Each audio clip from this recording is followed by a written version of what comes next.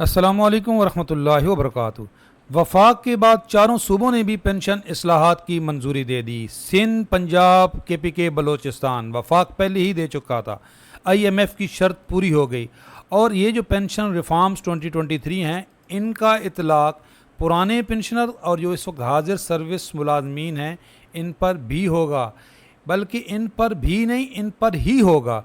जो नए भर्ती होने वाले हैं उनके लिए तो पेंशन का निज़ाम ही नया लाया जा रहा है, जो कंट्रीब्यूटरी सिस्टम है। पूरी डिटेल आपके साथ शेयर करते हैं। ये जो मिनट्स हैं इनके अंदर हर सवाल का जवाब मौजूद है। कि एक सवाल किया जा रहा है कि ये जो मौजूदा हुकूमत है पेंशन कवानीन में तब्दीली का इख्तियार रखती है या नहीं। उन्होंने अपना इख्तियार पहले बताया कि इस रूल के मुताबिक हम ये पेंशन रिफॉर्म्स ला रहे हैं, बिल्कुल इख्तियार रखती है। और जिनको फैमिली पेंशन लेते हुए 10 साल हो चुके हैं या होने वाले हैं, इनकी पेंशन बंद हो जाएगी या नहीं, जी ये बर्निंग क्वेश्चन था और इसका अथेंटिक जवाब अभी आपको मिल जाएगा। और बहुत सारे इलेक्ट्रॉनिक मीडिया पे गलत तशरीह की जा रही है। ये 2-3 पॉइंट्स की आपके साथ अभी क्लियर पिक्चर बताते हैं। तलाक याफ्ता या बेवा बेटी को पेंशन कब तक मिलेगी, इसका जवाब भी क्लियर मौजूद है इसी समरी के अंदर। नोटिफिकेशन के इंतज़ार की ज़रूरत नहीं है, अभी आपका ये माइंड क्लियर हो जाएगा। माजूर बेटे या बेटी को पेंशन कब तक मिलेगी। नई इस्लाहात का इतलाक सिर्फ सिविलियन पर होगा, पाक फ़ौज के मुलाजमीन पर नहीं होगा। ये भी मीडिया पे आ रहा है कि ये सिर्फ सिविलियन के लिए हैं, पाक फ़ौज को इस्तिस्ना हासिल है। जी ऐसा भी नहीं है। कुछ पॉइंट ऐसे हैं जो पाक फ़ौज के लिए भी हैं, लिखा हुआ है क्लियर, आर्म फोर्सेस के लिए भी। और कुछ पॉइंट ऐसे हैं जिनमें उनको इम्यूनिटी है, वो क्लियर आपके साथ पिक्चर शेयर करते हैं। ये वफाकी मुलाजिम हैं या सूबाई मुलाजिम हैं या पेंशनर्स हैं, मुल्क भर के पेंशनर्स के लिए बहुत बड़ी अपडेट है। इसलिए ये थोड़ी सी वीडियो बड़ी होगी, लेकिन आपके तमाम सवालात के जवाब भी मिल जाएंगे। चैनल पे नए हैं, चैनल सब्सक्राइब कर लें, इंशाअल्लाह ताला अपडेट रहेंगे। जी पहला ये कि ये पेंशन रिफॉर्म, ये जो समरी वज़ीर आज़म के टेबल पे है, याद रखें यही समरी तमाम सूबों ने भी अप्रूव की है और यही समरी फेडरल कैबिनेट ने पहले अप्रूव की थी और तमाम सूबों ने भी अब यही अप्रूव की है। In the federal government, pension is defined benefit and is currently admissible to the entitled employees and their family। ये एक बेनिफिट है जो ऑलरेडी डिफ़ाइन है और ये इस वक्त जो हाजिर सर्विस मुलाजमीन हैं वो या उनकी फैमिलीज़ के लिए है। Expenditure on the account of pension is increase day by day and is becoming unsustainable. और यही बात वफाकी वज़ीर जो हैं फाइनेंस मिनिस्टर इसहाक डार साहब ने बजट स्पीच में की थी कि ये बोझ नाकाबिले बर्दाश्त होता जा रहा है।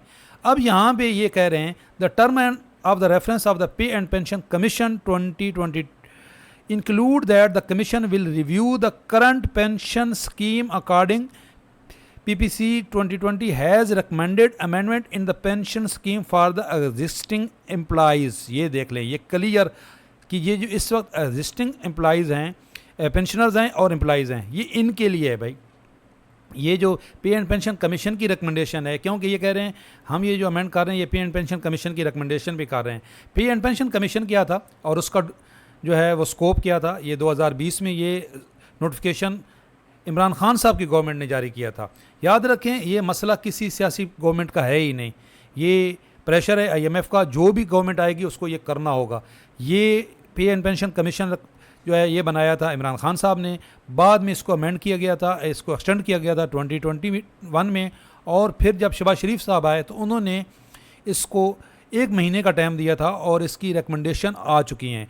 और इसका स्कोप क्या था, इसका स्कोप भी ये क्लियर लिखा हुआ है। इसका स्कोप जी सिर्फ जो है वो जो ये इसका स्कोप है, टर्म एंड रेफरेंस है, ये सिर्फ पेंशन से रिलेटेड थे ही नहीं, इसलिए तो इसको मंजराम पे नहीं लाया गया। इसमें तो पे से रिलेटेड भी बहुत सारी रिकमेंडेशन है। ये अलाउंसेस में इजाफा है और तनख्वाहों में तफरीक का ख़ात्मा है, उसकी बात नहीं हो रही। और यहाँ पे ये कहा जा रहा है कि ये पे एंड पेंशन कमीशन की रिकमेंडेशन पे हम ये अमेंडमेंट कर रहे हैं। तो ये पे एंड पेंशन कमीशन की बात आपको बता दी। और यहाँ पे ये देख लें, ये क्लियर लिखा हुआ है कि ये किन के लिए हैं, एग्जिस्टिंग पेंशनर्स और एम्प्लॉइज, जो इस वक्त एम्प्लॉइज़ हैं और जो पेंशनर्स हैं। फिर इन्होंने अपना इख्तियार बताया। As per the regulation of civil servants regulation CSR जो है, the government of the Pakistan reserve to themselves the right of changing the provision in these regulation, ये बता रहे हैं कि जी हमने ये राइट है इसको अमेंड करने का, बिल्कुल ये अपना राइट उन्होंने बताया है। और ये वाला पॉइंट 4 जो है, ये यहाँ पे ये समरी कैबिनेट्स के लिए गई थी, और उसके बाद ये जो CSR है इसके अंदर ये पॉइंट 4, ये देखें यहाँ पे ये क्लियर लिखा हुआ है कि गवर्नमेंट के पास ये इख्तियार है।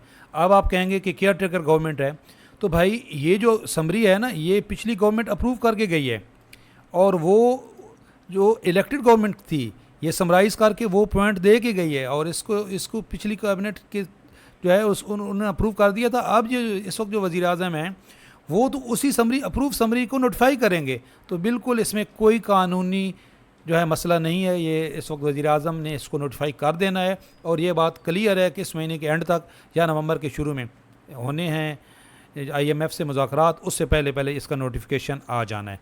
अच्छा, अब ज़्यादातर चूँकि मीडिया पे ये समरी है, और इसमें ये जो अप्रूव हुई है इसमें कुछ जो है मीडिया पे भी इसी की बातें आ रही हैं कि फैमिली पेंशन जो है वो 10 साल बाद ख़त्म हो जाएगी, और फ्यूचर इंक्रीज़ जो है वो 10% से ज़्यादा नहीं होगा। तो ये जो इसके मिनट्स हैं ना जी, इसके अंदर तमाम बातें क्लियर हैं। एक याद रखें, एक थी एग्जिस्टिंग और एक है प्रपोज़ल और एक है रिकमेंडेशन। ये देखें, ये भी सोशल मीडिया पे बहुत ज़्यादा चल रही है ये उर्दू के अंदर। इसमें भी एक तो है मौजूदा असूल, दूसरा मुजवज़ा तरमीम, लेकिन जो तीसरी चीज़ थी जो रिकमेंडेड हुई हैं वो नहीं है। तो हम आपको बताते हैं कि ये जो समरी गई क्या थी और उसमें उन्होंने तजवीज़ क्या की थी, और कुछ पॉइंट ऐसे हैं जिनमें तरमीम की गई रिकमेंडेशन करते वक्त। पहली बात, जो मल्टीपल पेंशन कही गई थी कि जी एक से ज़्यादा पेंशन नहीं मिल सकती। ये देखें यहाँ पे उर्दू में भी यही है कि अगर कोई सरकारी मुलाजिम रिटायरमेंट के बाद दोबारा काबिल पेंशन मुलाजमत इख्तियार करता है तो दोनों महकमों से पेंशन का हकदार है। इस वक्त इसकी वफ़ात के बाद इसकी फैमिली भी दोनों पेंशन की हकदार है। ये इस वक्त जो मौजूदा असूल चल रहा है, इसमें तरमीम ये की गई थी कि सिर्फ एक को मिलेगी। लेकिन आगे ये देखें ना, समरी में ये उन्होंने प्रपोज तो ये किया था कि only one pension is entitle, लेकिन रिकमेंड क्या हुआ है? रिकमेंड ये हुआ है कि point generally supported families of the शुहदा एंड इन सर्विस डेथ, शुहदा की फैमिली और जिनकी इन सर्विस डेथ हो गई है वो इफ़ेक्ट नहीं होंगे। अब यहाँ पे जिस बंदे की अभी तक सर्विस चल रही थी और उसकी वो शहीद हुआ है या उसकी वैसे नॉर्मल डेथ हुई है, उसकी फैमिली अगर पेंशन ले रही है तो भाई क्लियर है आपकी पेंशन इफ़ेक्ट नहीं होगी। ये बात कहीं पे भी जो है ये नहीं बताई जा रही थी। दूसरी बात, रीअपॉइंटमेंट की सूरत में अगर आप या तो पेंशन छोड़नी पड़ेगी या आपको जो है वो तनख्वाह छोड़नी पड़ेगी। तनख्वाह तो ज़ेरी बात है, तब ज़्यादा ही होगी तभी आप कोई दूसरी सर्विस करेगा। इसमें यहाँ पे ये देख लें, no discrimination with the arm forces personnel as compare to the other federal government employees. यहाँ पे कोई इम्तियाज़ नहीं रखा जाएगा आर्म फोर्सेस का, क्योंकि आर्म फोर्सेस वाले ही ज़्यादातर दूसरी नौकरी करते हैं। तो ये भाई ये पॉइंट आर्म फोर्सेस के लिए भी है, और आर्म फोर्सेस की उन्होंने एज भी बता दी कि ये इस एज पे रिटायर होते हैं। तो ये देख लें, ये पॉइंट आर्म फोर्सेस के लिए भी है। दूसरा point, pension was entitle to the third, ये जो सबसे बड़ा पॉइंट है जो फैमिली पेंशन से रिलेटेड था, जो मैंने आपको बताया था कि मैं आपको बताता हूँ, ये जिनको फैमिली पेंशन लेती हो 10 साल हो गए। इस सवाल का जवाब बिल्कुल क्लियर है। यहाँ पे कहा यह गया था कि जी जो पेंशन अभी इस वक्त जो रूल है वो अनमैरिड डाटर को तायाद मिलती है, जो डिवोर्स डाटर होती है उसको तायाद मिलती है, माजूर बच्चे को तायाद मिलती है। ये तजवीज़ किया गया था, प्रपोजल ये था कि pension is now restricted to the thirties for only 10 years, सिर्फ 10 साल तक ये मिले, और शुहदा को 20 साल तक मिले, और डिसेबल सन्स को लाइफ टाइम मिले। ये रिकमेंडेशन थी, और मीडिया पे इस रिकमेंडेशन को नहीं, सॉरी, ये प्रपोजल था और मीडिया पे इसी को बताया जा रहा है कि यही रिकमेंड होगी। ऐसा नहीं हुआ, रिकमेंड ये हुआ ही नहीं है।